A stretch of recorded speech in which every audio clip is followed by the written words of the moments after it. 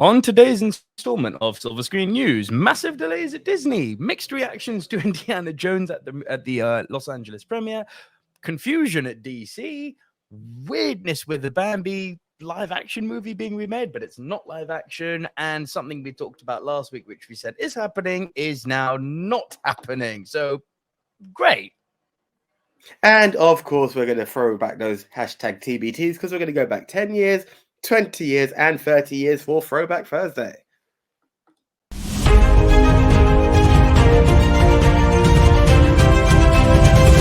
Hey, screeners, how you doing? It's me, the one AJ, Anthony Jordan. And me, Nico Lero, and welcome once again to an installment of Silver Screen News. This is a weekly movie show. We're doing it during the day, not during the night this time. The new top 10 show should be available as of yesterday, so please go check that out if you haven't already. And please do remember that if you don't have time to watch the full hour-long movie show, it is available also on podcast on all popular podcast platforms, including Spotify. Just before we move into the movie news, please do remember to subscribe if you haven't done so already, and please do like the video if you haven't done so already, because it helps YouTube like us, and it helps us keep bringing you this, we hope, great free content. So without further ado, let's get into the first stories of the week in a section we call Hot Off the Press.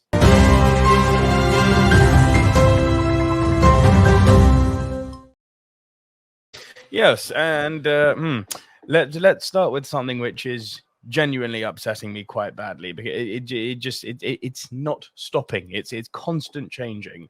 Here we go. AJ, can you see this? Yes. The Blade movie has been really delayed again. It has been moved back for the upcoming Marvel Cinematic Universe movie. Blade's production had a turbulent period last year, with director Bassem Tariq leaving the project in September.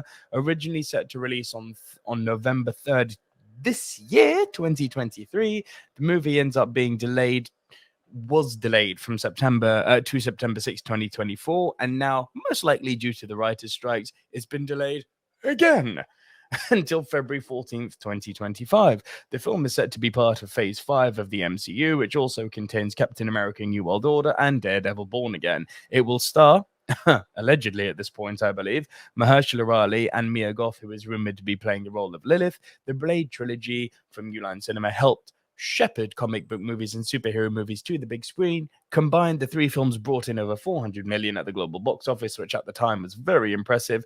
And Blade was created by writers Marv Wolfman and artist Gene Colan. Right. I have some things which I need to get off my chest about this, because at this point, let me just break it down. It's been 4 years since Mahershala Ali was brought on stage at Comic-Con and told, "This is your new Blade." Mahershala Ali's in his 50s now. I'm really starting to question if this movie's ever going to happen. It's being delayed. It's had a script rewrite. They brought in the script writer for True Detective, which I thought that's a good thing. And then literally the next day, the writer's strike happened. By the time this movie comes out, Mahershala Ali is going to be in his mid-50s. Like, this is getting crazy now. And obviously, one movie gets delayed, it starts a snowball effect, which we're going to talk about in a moment with the rest of the Disney delays. But this is madness to me. AJ, do you think we are ever going to see this movie? It's difficult when you've got such big announcements that it looks embarrassing, which I'm sure Disney are.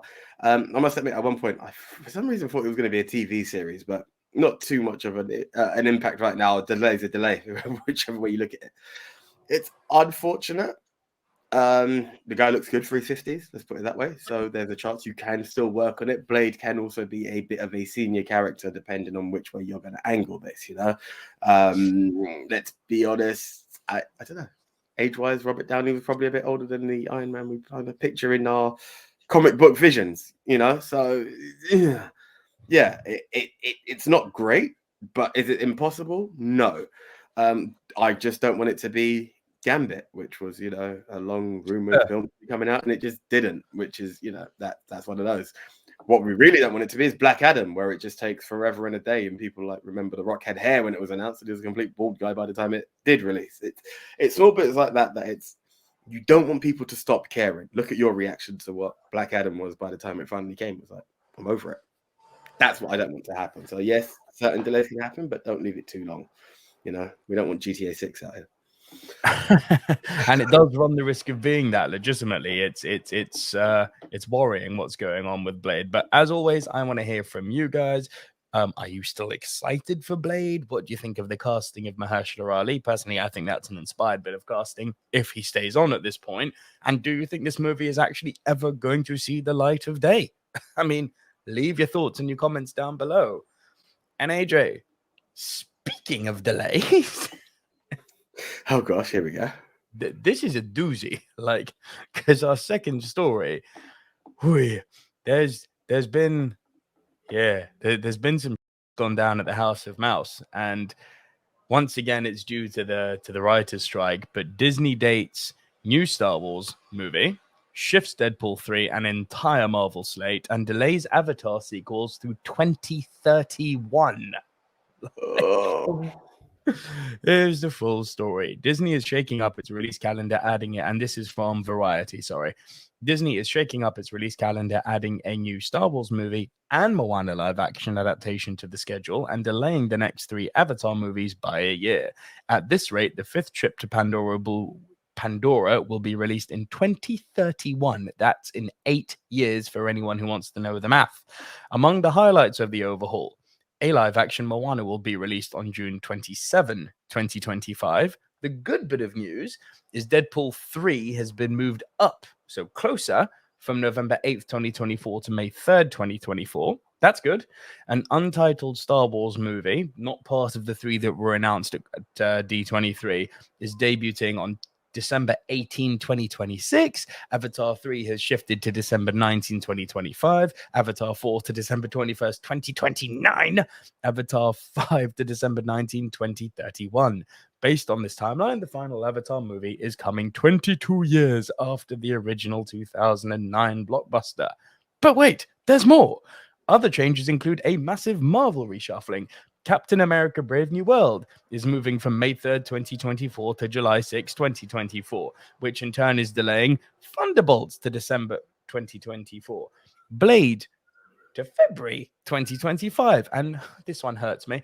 Fantastic Four to May 2nd, 2025. Avengers the Kang Dynasty is getting pushed back an entire year from May 2nd, 2025 to May 1st, 2026, taking the place of Avengers Secret Wars, which itself is jumping back a year from May 1st, 2026 to May 7, 2027. And with the addition of a Star Wars film in December 2026, that means that 2 movies set in the galaxy far, far away will be released in that year. A separate Star Wars movie has been pushed from December 19, 2025 to May 2nd, 2026, and another Star Wars film is set for December 17, 2027.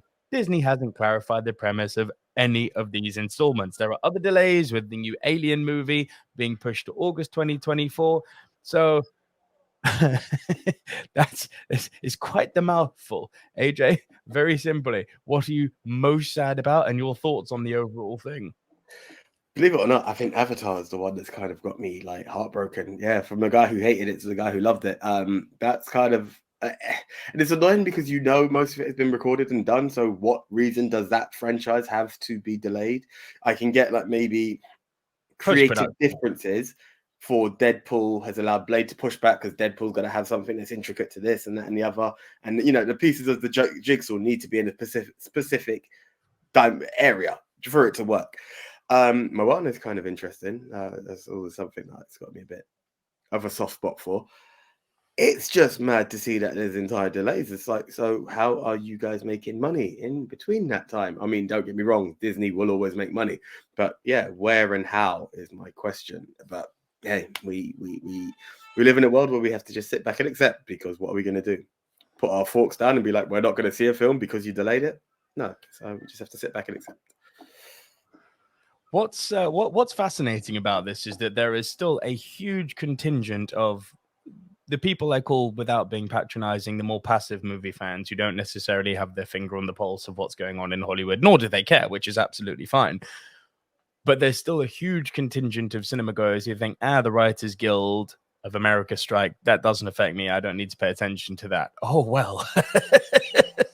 Listen, Disney, the whole Disney live action slate delayed, the MCU slate delayed, the Star Wars slate delayed, Avatar delayed, even non-Disney films but still produced by Disney like Alien delayed. Like, if there was any doubt that this Writers Guild of America strike is serious, and first and foremost, I think they should be backed, because this fear of AI taking over their roles as ghostwriters is valid, and they want to have written in their contracts that they're going to be protected from that. So I fully support them in this. But my God, does it screw around with our entertainment stream? The one thing I am happy about is one of the movies I was probably most excited for, and that's Deadpool 3. Like, I can't wait to see what Hugh Jackman and Ryan Reynolds do together on screen. That's going to be absolute gold. Rumor that Patrick Stewart's coming back. Lesser, but still out there. Rumor that Ian McKellen could also appear as a kind of final adieu. That's exciting, and I'm glad that that's coming out earlier. But at this point, it's kind of like, well, yeah, you had to fill the slot with something, didn't you? So I really hope that by moving Deadpool forward, it's not going to reduce the quality of it somehow. Obviously, that is a movie which has got less special effects. It's got less of a big budget, so it should be easier to work with than, say, an Avatar movie. But it's crazy what this writer's strike is doing. And anything more you want to add on it? It's just that it's those who believe that the strike doesn't affect it is, you're not paying attention to the fact that you watch TV. That's what I would say to that. If it's just us creators, then I appreciate that too. But yeah, it's that. But this is life. It's one of those things. And yeah, as you said, people need protection of their jobs, man. Like, yeah. So yeah, full support. Real. What are you guys most sad about? What's your biggest concern about all of this? Are you on the writer's side, the studio side? Let me know what movie you're saddest is being delayed. All of that down below, and please also do remember to like and subscribe if you haven't done so already. Yes, and let's start with something which is genuinely upsetting me quite badly, because it's not stopping. It's constant changing. Yeah. Here we go. AJ, can you see this? Yes, the Blade movie has been really delayed again. It has been moved back for the upcoming Marvel Cinematic Universe movie. Blade's production had a turbulent period last year, with director Bassem Tariq leaving the project in September. Originally set to release on November 3rd this year, 2023, the movie ends up being was delayed from September to September 6, 2024, and now, most likely due to the writers' strikes, it's been delayed again until February 14th, 2025. The film is set to be part of Phase 5 of the MCU, which also contains Captain America: New World Order and Daredevil: Born Again. It will star, allegedly at this point, I believe, Mahershala Ali and Mia Goth, who is rumored to be playing the role of Lilith. The Blade trilogy from New Line Cinema helped shepherd comic book movies and superhero movies to the big screen. Combined, the three films brought in over 400 million at the global box office, which at the time was very impressive. And Blade was created by writers Marv Wolfman and artist Gene Colan. Right. I have some things which I need to get off my chest about this, because at this point, let me just break it down. It's been 4 years since Mahershala Ali was brought on stage at Comic-Con and told, "This is your new Blade." Mahershala Ali's in his 50s now. I'm really starting to question if this movie's ever going to happen. It's being delayed. It's had a script rewrite. They brought in the script writer for True Detective, which I thought, that's a good thing. And then literally the next day, the writer's strike happened. By the time this movie comes out, Mahershala Ali is going to be in his mid-50s. Like, this is getting crazy now. And obviously, one movie gets delayed, it starts a snowball effect, which we're going to talk about in a moment with the rest of the Disney delays. But this is madness to me. AJ, do you think we are ever going to see this movie? It's difficult when you've got such big announcements that it looks embarrassing, which I'm sure Disney are. I must admit, at one point, I for some reason thought it was going to be a TV series, but not too much of an impact right now. A delay is a delay, whichever way you look at it. It's unfortunate. The guy looks good for his 50s, let's put it that way. So there's a chance you can still work on it. Blade can also be a bit of a senior character, depending on which way you're going to angle this, you know. Let's be honest, I don't know. Age-wise, Robert Downey was probably a bit older than the Iron Man we kind of picture in our comic book visions, you know. So yeah, it's not great, but is it impossible? No.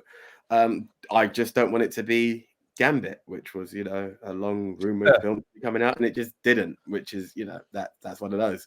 What we really don't want it to be is Black Adam, where it just takes forever and a day, and people like remember the Rock had hair when it was announced, and he was a complete bald guy by the time it did release.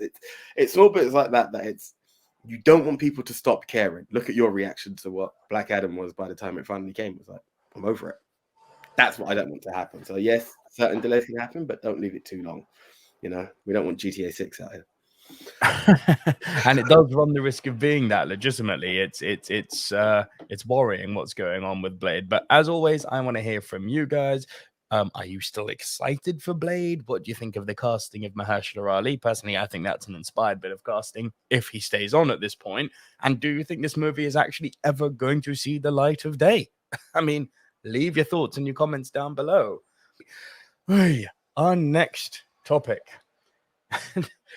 This less of a depressing note, but still somewhat of a mixed bag. Because so here's the thing, just for a bit of context before we go into it.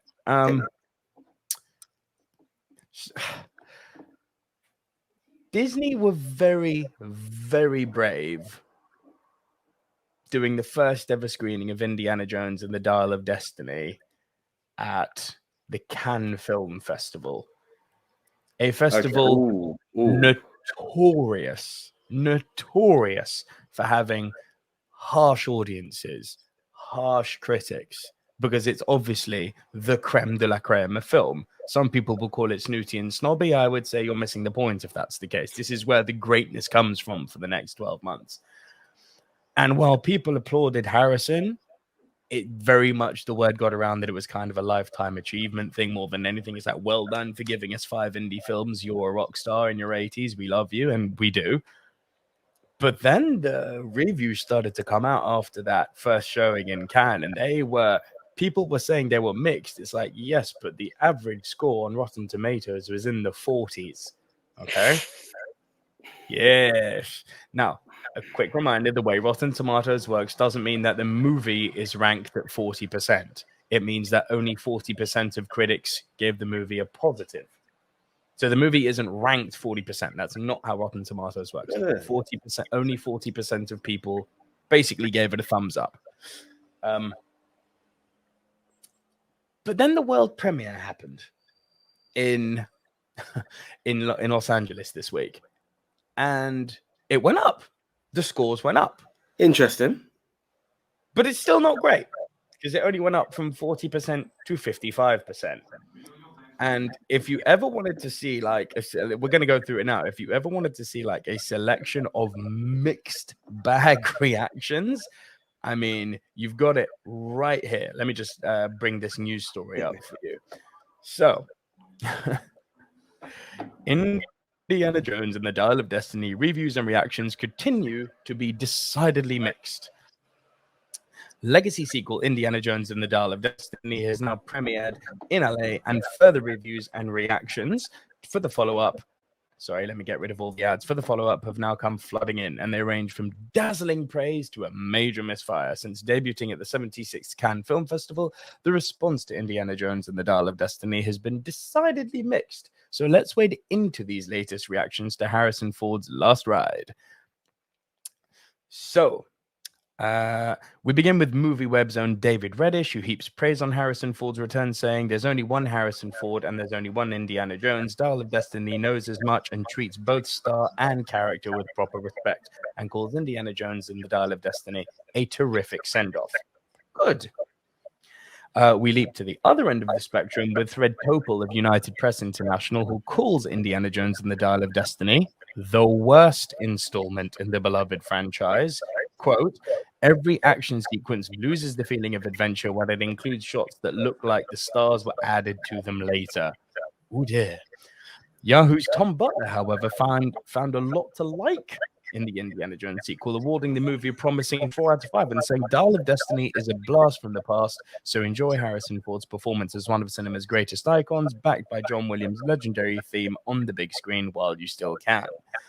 Further reactions to Indiana Jones and the Dial of Destiny are equally mixed. Simon Thompson at Showbiz Simon says, hashtag Indiana Jones and the Dial of Destiny is underwhelming. It lacks the magic, energy, and excitement of previous entries, especially the first 3 films, and largely feels somewhat pedestrian. It's a journey rather than an adventure, and the third act reveal is sadly a dud. Meh. That part scares me, AJ. It's a journey rather than an adventure. That is terrifying to read. Don Kay says, sorry to report that Indiana Jones and the Dial of Destiny is a crashing, bored, dull, nonsensical story, brutal pacing, and 0 interesting characters. The score was great and the picture looked sharp, but this is a major disappointment. Jeff Irving says Indiana Jones is firmly in the middle of the Jones pack for me. It's on target with its core themes, but lacks the surprise and magic of Indiana Jones at its best. There are key elements that fundamentally don't work in terms of plot logic. Still fun to see Ford punch Nazis again. Okay. But with every negative comes several positives, making it impossible to know how Indiana Jones and the Dial of Destiny will fare when it hits theaters at the end of the month. Mark Pacis says Indiana Jones and the Dial of Destiny may not live up to the level of the trilogy, but the spirit of adventure of those films is felt throughout. Good. It was a total blast, and I can't wait to see it again. This is the true 4th movie of the franchise. Sorry, not sorry, Crystal Skull. That makes me happy.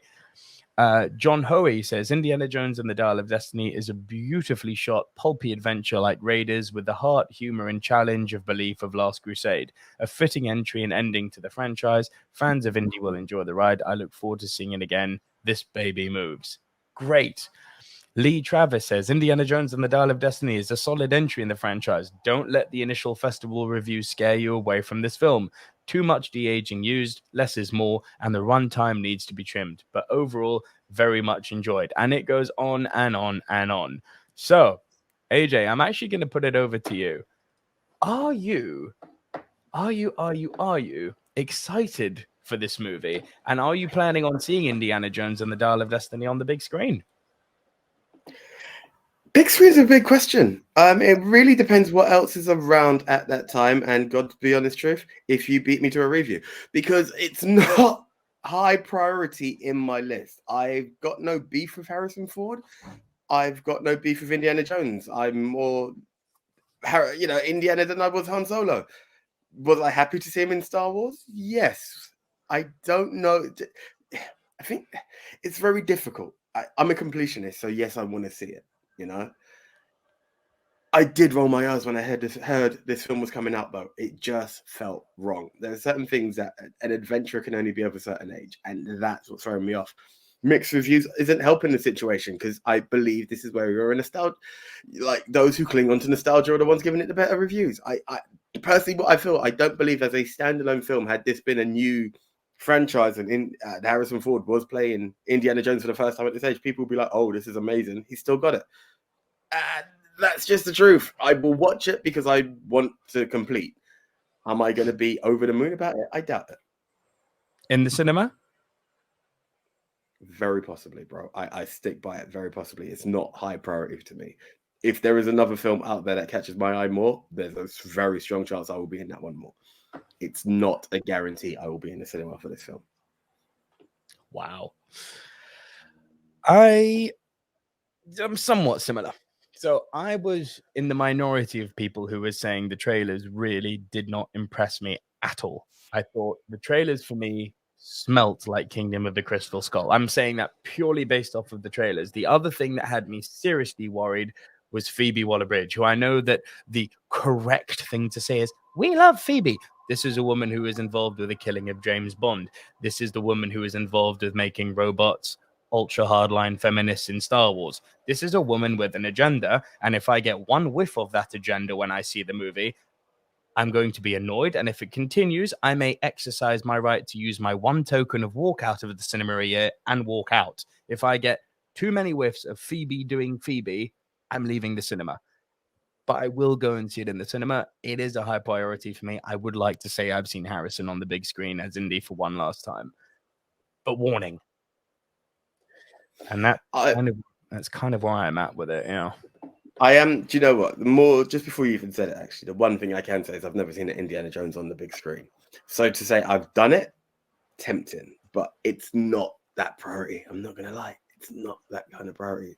Like to say yes, I've done it, but it's not Last Crusade on the big screen, is it? So right. The question is for you guys. Are you excited for Indy? And here's a good one. What's your favorite Indiana Jones movie? Obviously, I imagine it's going to be a toss-up between Lost Ark and Last Crusade. Let me know which you prefer. Maybe it's not. Maybe you're a Temple of Doom. Maybe you're one of the few who love Kingdom of the Crystal Skull. Let me know down in the comments below. Let us know down in the comments below. And if you've seen Dial of Destiny already and you're watching this video back, again, let us know what you thought of it. Did you love it? Did you hate it?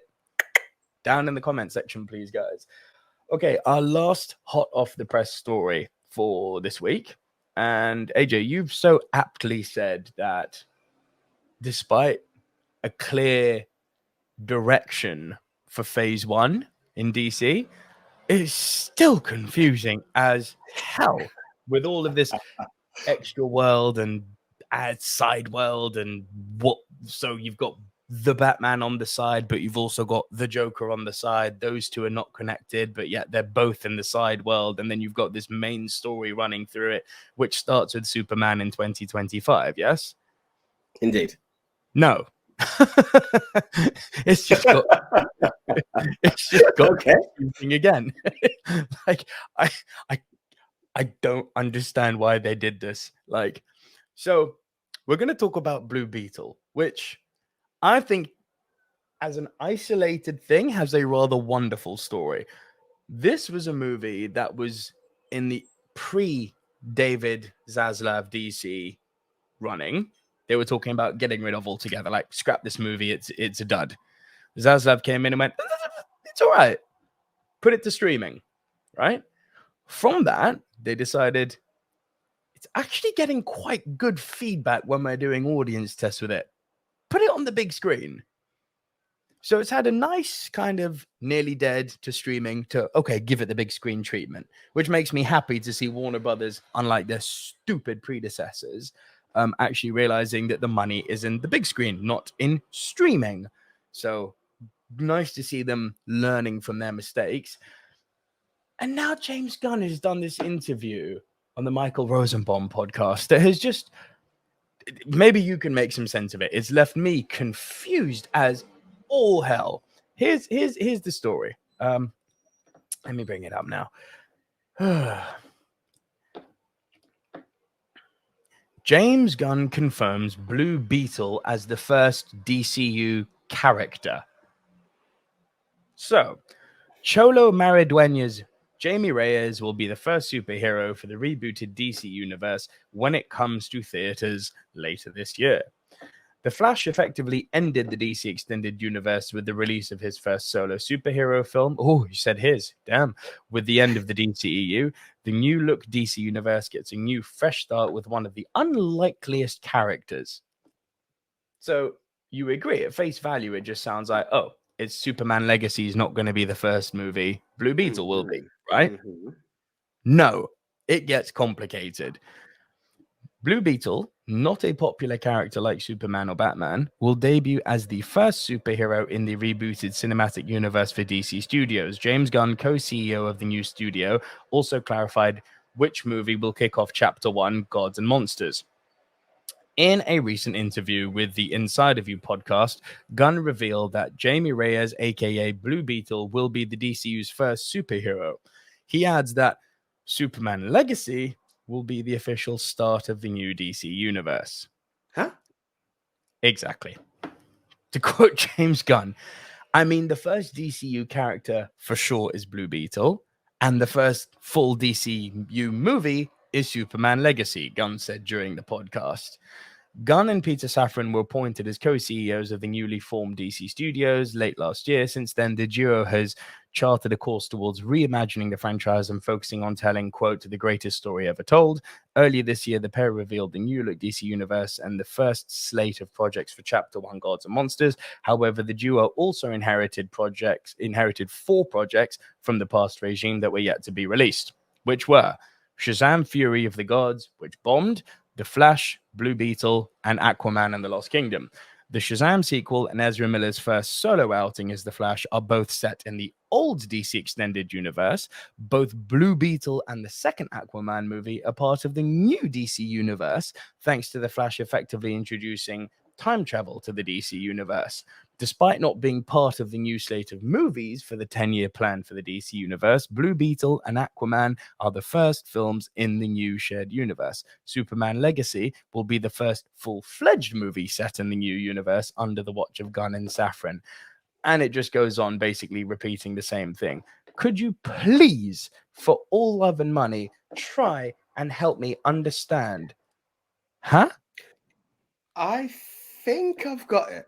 And bear with me on this. First of all, I think when they said his, I think that's Barry Allen as opposed to the actor playing Barry Allen. So that could be his. Yes, for sure. I'm just being a dick. That's fine. That's that.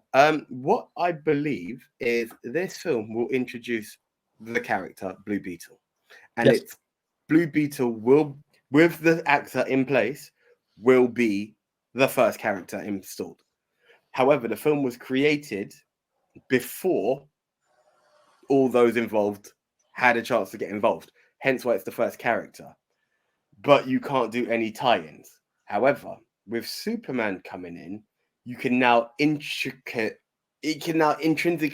make references to Blue Beetle and everybody else in a way, maybe very much like your post-credit of, I would like to talk to you about the Avengers Initiative program. Something similar to that says we can now join this into, yes, we are in the same world. You know, it could even be a news reference. Blue Beetle saves the day. You just see Clark Kent looking at that or reporting it because, yes, he's a reporter. He doesn't have to watch it on TV. He has reported sightings of this character. Now they're in the same universe. That's the only way I can kind of put my finger on the pulse. Aquaman 2, which has more interest and much more of a bigger budget, you can now pay with reshoots and delay that in order for it to be like, even though we've inherited it, whatever's done, we can still recast, reshoot. And let's be honest, there was a certain court case that made sure someone definitely didn't come back in that film. So there are ways to play with Aquaman 2, and that is probably the best way I'm going. Is it bold to say that Blue Beetle will be the first one? I think the first Shazam made money. So yeah, it was gonna the first one as well. The first Shazam, no, the first one. Yeah, the first one did. So it's not to say that DC are in trouble by saying, oh, here's a character who's not essentially kicking it off, but he's just in the world, and you can put all the hype, and people will be like, I've not heard of Blue Beetle, but I'll give it a shot, something to take the kids to. It works. So he can be there. And let's be honest, if it doesn't work, yeah, he was introduced in there, but he doesn't have to return. The universe doesn't require him to be there. He could literally be a news story, and that was it. That's the last we ever saw or heard of the Blue Beetle. Like, it's not the biggest problem for him. So I believe that's how and what they mean by first character versus first movie. I mean, look, your explanation certainly makes more sense than what the freaking head of DC has done, which in itself isn't good. But dude, I'm still confused. If you tell me this is the first character in the storyline, you use the Avengers as an example. Iron Man was the first character. Iron Man was the first movie. Iron Man kicked it all off. It was simple and clear. This is the start, right? Now you're telling me this is the first character, but it's not the first movie, but it's a movie with the first character, but the first movie is not in for another 2 years. But this first character who we're introducing you to now is going to be part of that story that's, oh my God, I've gone cross-eyed. Like, are you freaking kidding me? Like, I have my finger on the pulse with this stuff. You have your finger on the pulse with this stuff. I'm getting googly-eyed about it. And I don't see how your average audience member is meant to keep up with the whole. He's the first character, but the movie he's in is not the first movie. That's the Superman movie. And he may appear as part of that storyline, even though for the course of the next 10 years, we haven't written him in at any point into our story. Like, what the fuck? I'm sorry. Damn it, we're going to get demonetized. I shouldn't have sworn. I hope they don't catch that. But For me, it. Listen, your take's good. I want to know what everyone else thinks. I want to know down in the comment section below. Do you find this super confusing what they're doing with DC at the moment? Are you able to keep up with it? And also, I'd actually like to say I think the Blue Beetle trailers have been really good. So I'm interested to see. They have been good. So I'm genuinely quite curious about it.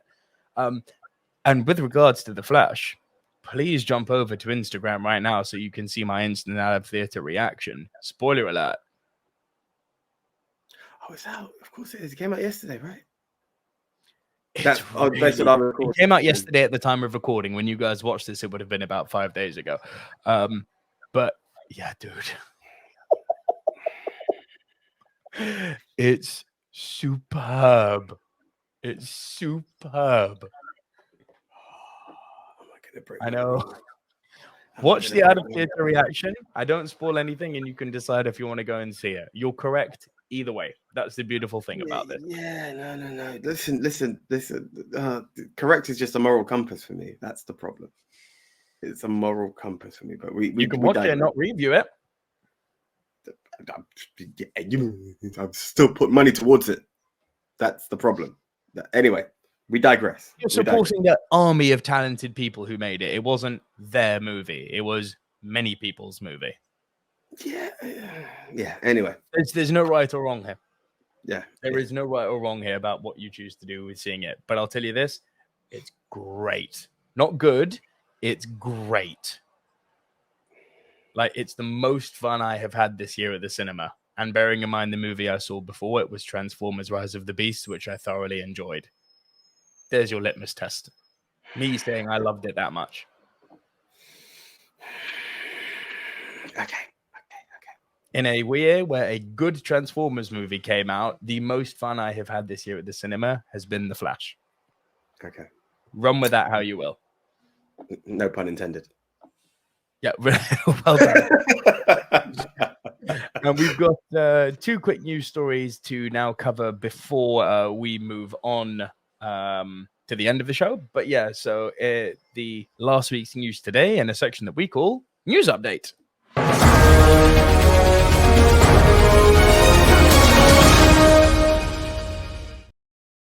And with the news update, we have got, as I mentioned, 2 stories. Then one of them is a kind of a follow-up to one of our stories from last week, which I'll save until the end. But let's start with it's more from Disney this week. And it's one that's triggering me like something rotten.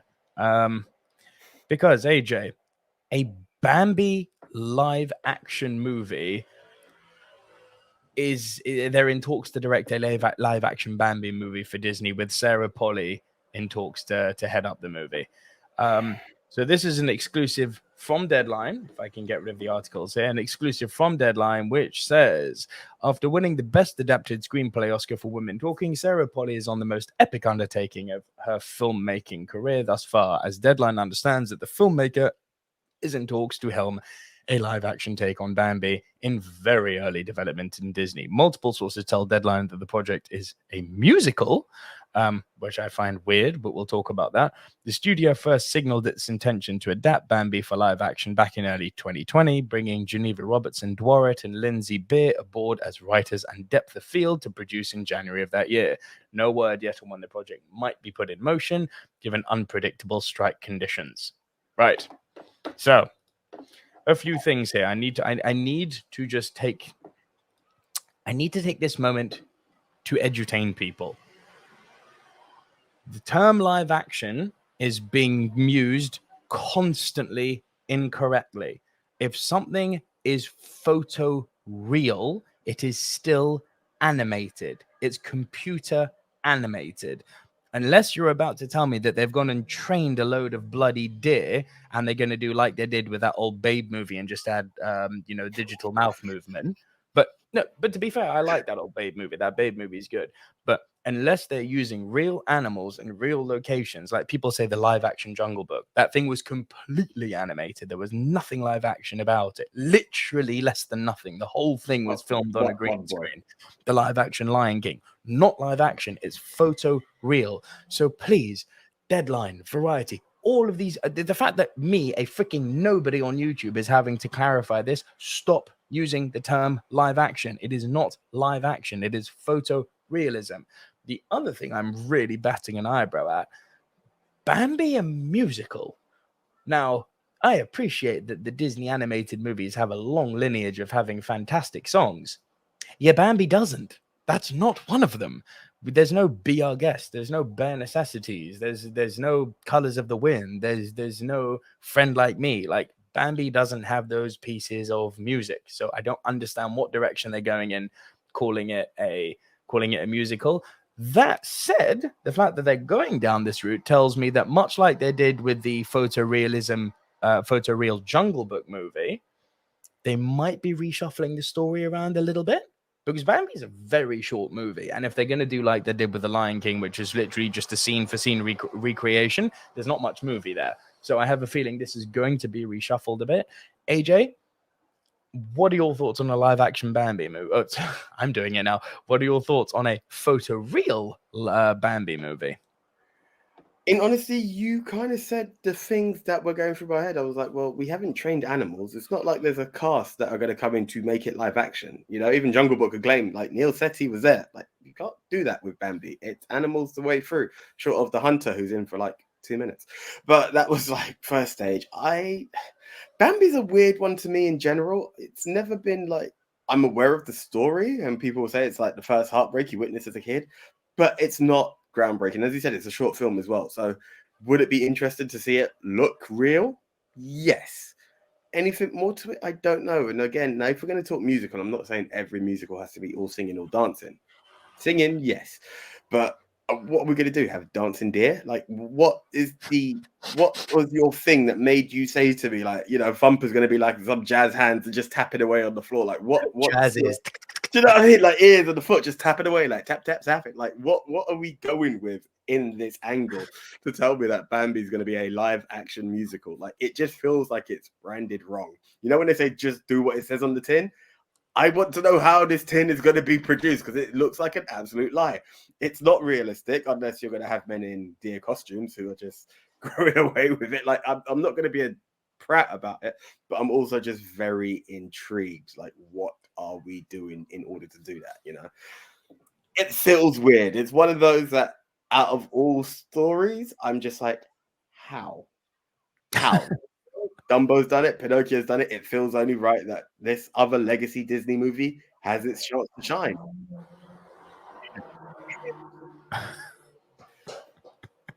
Yeah, I'm gonna call a dream dream casting right now. There is only one person who can play Bambi if they're not doing the whole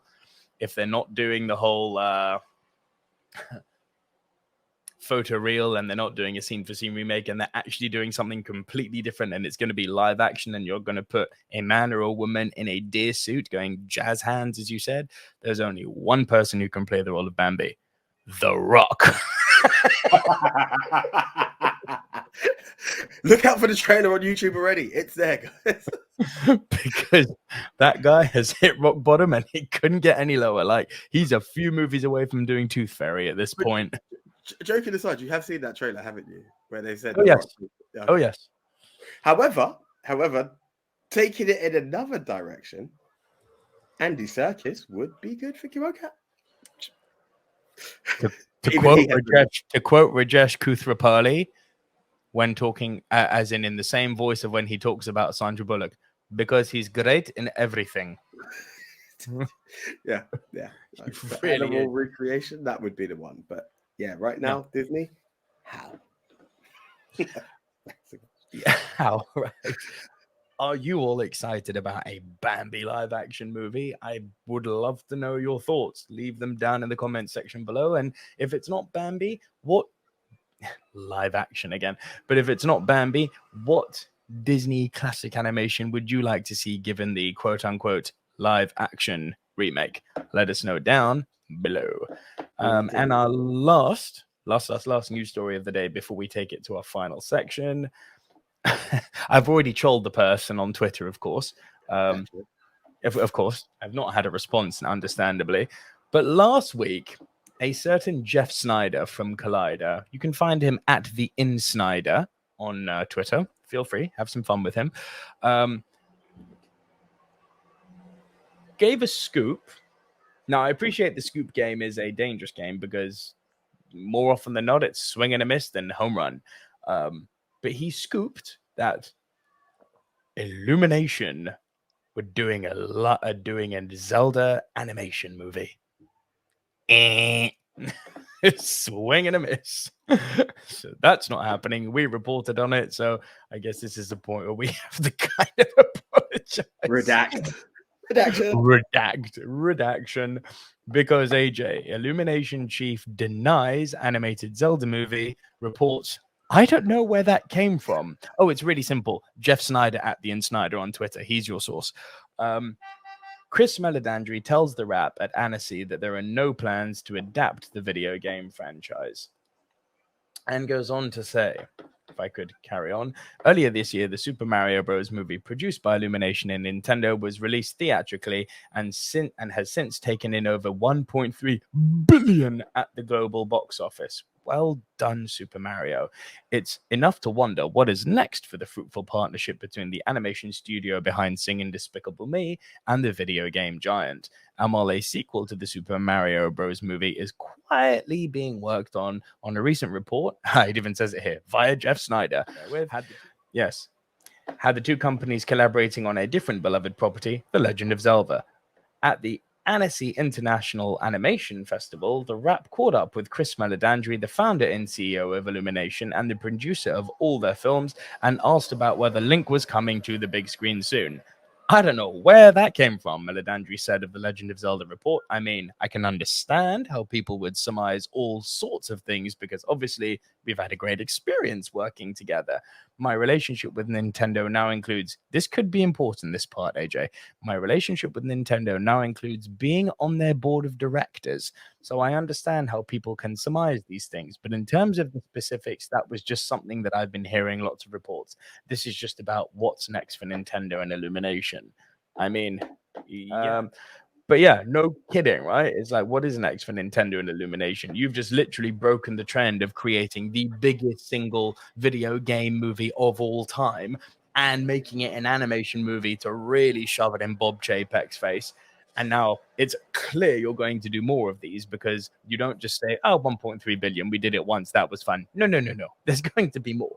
As there's going to be a Super Mario Bros. Sequel, and for sure they're going to delve into the whole Nintendo library. So just because it's not official yet doesn't mean it won't happen at some point. But we do need to say that the official report that came out last week about the whole, there's a Zelda movie in the works. No, there's not. AJ, do you think we're still seeing this Zelda movie at some point? Or if not, what Nintendo IP would you have an animation of? Do you know what came to my head? Donkey Kong for the win. Donkey Kong's the next one. Like it's got to be like, you know, Donkey Kong, Diddy Kong, we're all winning. Then what's the next movie? No, it doesn't end in Super Smash Bros. It ends in Mario Kart. That's the way we're going. Nintendo, give it to me. All right, we've got the live action version. It's called Mad Max, but that's not what we're talking about right now. You still haven't seen Mario Bros, have you? Come again? No, you still haven't? No. Yeah, so the Mario Kart stuff is in that movie. Hey, damn. Okay, so there we go. It's already happened, but that's that. So what I will say is our good friend there from Collider is what we call in the wrestling terms fantasy booked. He fantasy booked this stuff, but maybe because he heard a guy who's the director. Worked. Yeah, he was. Or just like shameless plug, people listen to the Ministry of Wrestling and stuff get intertwined. Maybe Elimination listened to a bit of Silver Screen News and went, oh, that's a good point. How do we I don't know where that came from. Yeah, not to say, hey, redaction, the Silver Screen dudes locked us off, but that's the way. I'm fantasy booking myself here. Yeah, Donkey Kong I think would be fun. I'm trying to think off the top of my head. I mean, could we go down a new route of Pokemon? Like they've had their films before. It's a good shout. Maybe an Illumination version. Like that would be the next big gun to play with. If it's not going to be Link and Zelda, I'm not too sure. But obviously, as you said, Mario sequels. But very interesting that a redaction from someone has come out without an apology. Hey, yeah. Still fresh. At the time of this recording, he may have corrected himself and said, oh, because this dude is now on the board of directors, Yeah, I've heard he's involved in the Zelda game. I thought it was Zelda movie. My bad. Well, he hasn't responded to me on Twitter when I called him out for giving me false info. So, voila, I'm not surprised. But other movies I would pitch, I'd love to see a Kirby movie. I think that would be Kirby's been a fun. minute. Yeah. Yeah, Kirby would be fun as all hell. I'd love to see a Metroid movie too, like lean a bit into the sci-fi horror thing with Samus. I think that would be cool as hell. But I mean, Zelda's the big one. Zelda's the big one. You've got to give us that at some point. But here's hoping. So that's it for the news sections this week. We come to our last section of Silver Screen News, which we call the long winding road down memory lane. Because it's time for classicness. It is time for Throwback Thursday movies.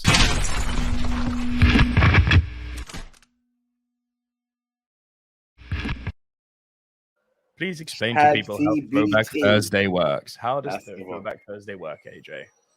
Well, guys, we go back 10 years, we go back 20 years, and we go back 30 years. Now, normally when you hear go back 30 years, instantly in my head, I'm like, what 1970s movie are we talking about now? Oh, nope. No. That was a long time ago. That's done. We're talking those 90s baby movies. So, yeah, this is where we start to feel really old as the Silver Screen dudes. So, yeah.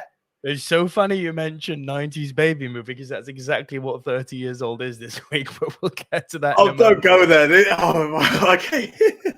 It's so funny you mentioned that, but all right, cool. So we've got two movies that are 10 years old this week, and they're both big hitters.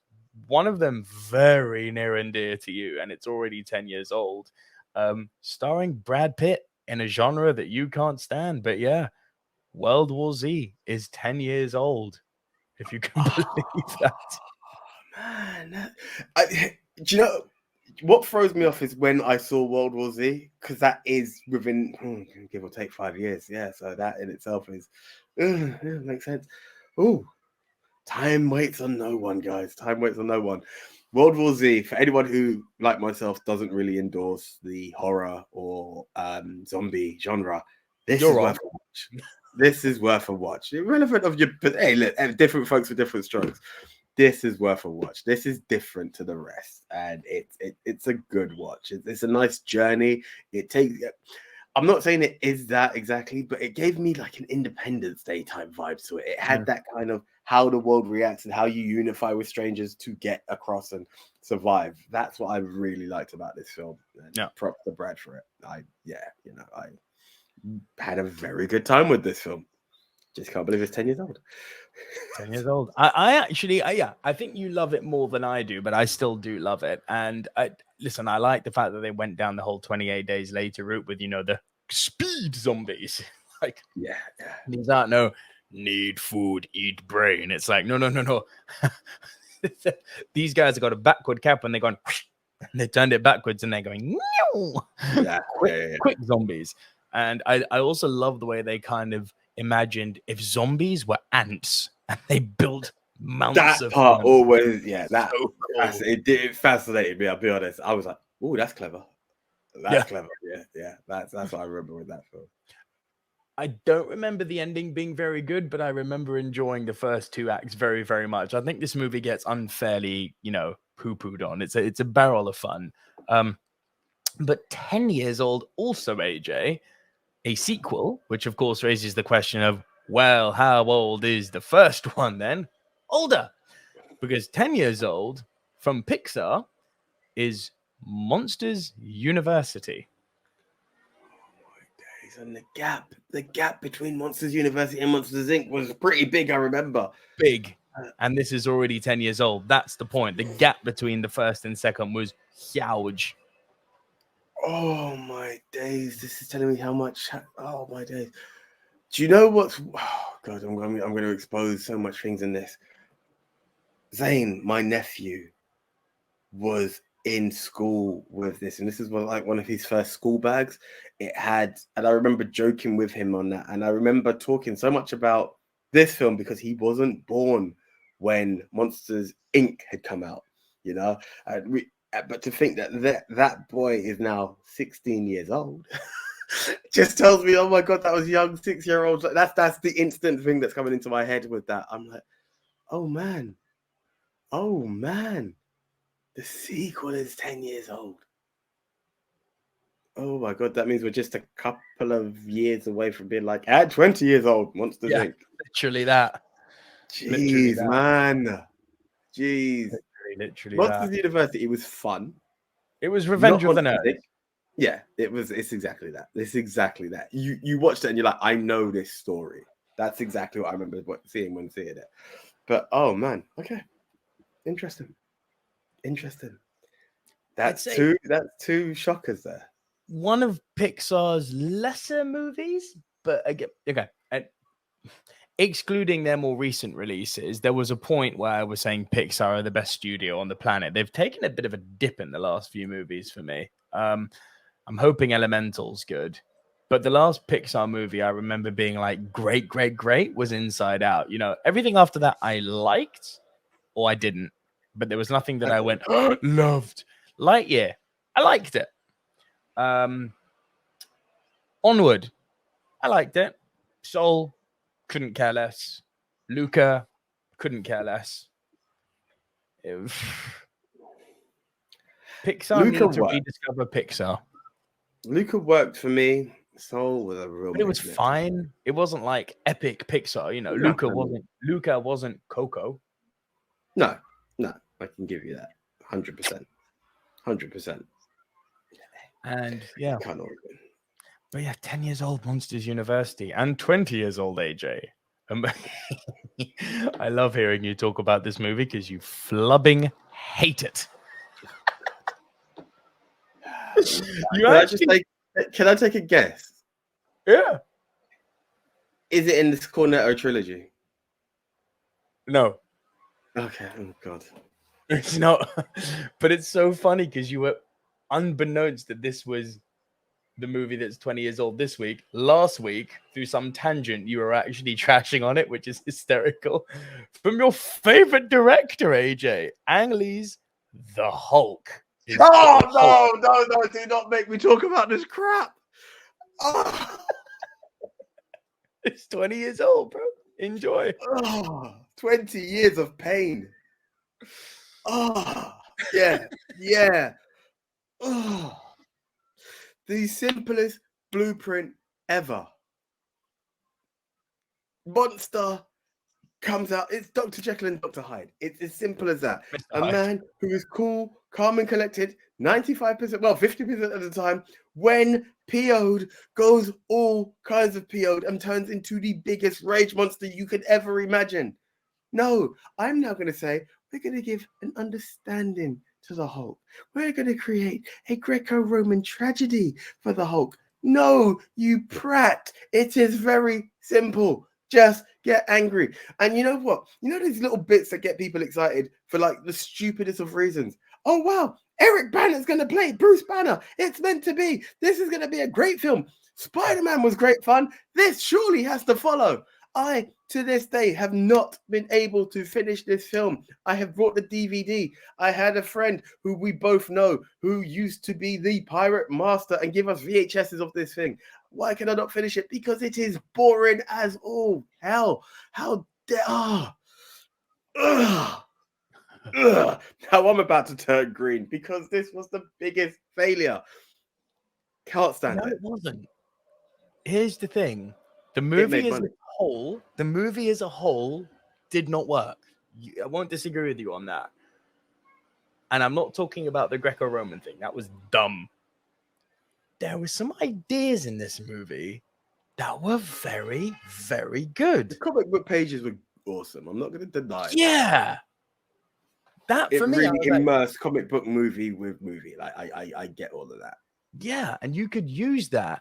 That's something they could have used in all comic book movies moving forward. That's how good it was. If you'd had that on Iron Man or Avengers or anything, that edit would have worked. Yeah. That's pretty much it. But you know, it was the slow build into the fact that his dad had been pumping him with needles, and we're just seeing these little shots of a baby rage quitting like time and time again when he doesn't get his way. And it was just like, can we get to it? And then it does get to it, and then we still can't get to it. Oh, I hear you. no, not good. Really not Très bien. Really not Très bien. And our last movie at 30 years old, 90s baby movie. Have I referenced this movie recently as well? Nope. Okay. Definitely not. I think you've seen it, and if not, I shall run with it. But 30 years old, Dennis the Menace. Oh, okay. Well, that's kids' movie. Oh, yeah, okay. I heard what you're saying in terms of 90s baby. I literally, in my head, when you said it, yeah, I was thinking like Baby's Day Out. For some reason, Baby's Day Out has either gone or is coming, and I'm really like, I can't. But I want to see what the baby looks like now. That's what I'm waiting for from Baby's Day Out. Dennis the Menace, I have seen. I actually remember going to this film with my godfather. My godfather treated my sister and I to this film in the cinema, and what was really weird is now that I look back, it makes so much sense. But at the time, I couldn't. He recognized Christopher Lloyd. I didn't. And he just kept saying, that guy, he's a really famous actor. And he's played a doctor before. And I'm like, what doctor? What doctor are you talking about, Derek? Like, I just couldn't figure out. He was talking about Doc Brown. I was just like, I'm trying to think of all these famous TV doctors that this villain is playing. Right. But yeah, Dennis was fun. Dennis was fun. Dennis was fun. It was, hey, Mr. Wilson. It had Christopher Lloyd in it, as you said. It was that. It was very much like the beta Home Alone, wasn't it? It was very much like the lesser Home Alone. But I wasn't a particular reader of that comic strip. But I tell you what, because I was a kid at the time, I do remember watching this movie on repeat a lot when it would play on Sky. And it was an easy turn it on, turn your brain off. It was fun. I've got nostalgic childhood memories of it. That's pretty much it. Just before we leave, you said you wanted to see pictures of Baby now, right? Oh, no. First of all, what year was it released? Like, are we going to see Baby? But then we'll leave it till then. I'm going to hold out. I'm not even going to Google it. Let's have the shock for when the shock is right. All right, you got it. Well, then wrap it up for us, mate. Okay, guys, so there you are. Like, how do you feel about those films? If you are younger than Silver Screen Dudes, which I hate to say, it's not that hard. But if you are on YouTube and you appreciate film, which of these films have you seen? We encourage you, go back and have a look at what we were enjoying when we were your age or a bit younger. Like, it's there. This is what these capsules are about. Like, I feel Monsters University is a good middle ground for everyone to be like, hey, I've seen it, I've not seen it. It's there. If I could, I'll encourage you not to watch The Hulk, because I don't encourage people to waste time. But hey, give it a shot. Tell me I'm wrong. I'm also down with that. That's what it's all about, guys. So give us a like, comment below, and tell a friend to tell a friend. But for the entire Silver Screen News Show, I am the one AJ signing out. I am Nico Lero signing out, and we will see you guys next week. Do be sure to stay tuned to the channel each and every day, where you'll see these new shows uploaded as single segments, and you'll also remember you can watch the whole show as a podcast. Like and subscribe if you haven't already, and we will see you guys next week right here on Silver Screen News.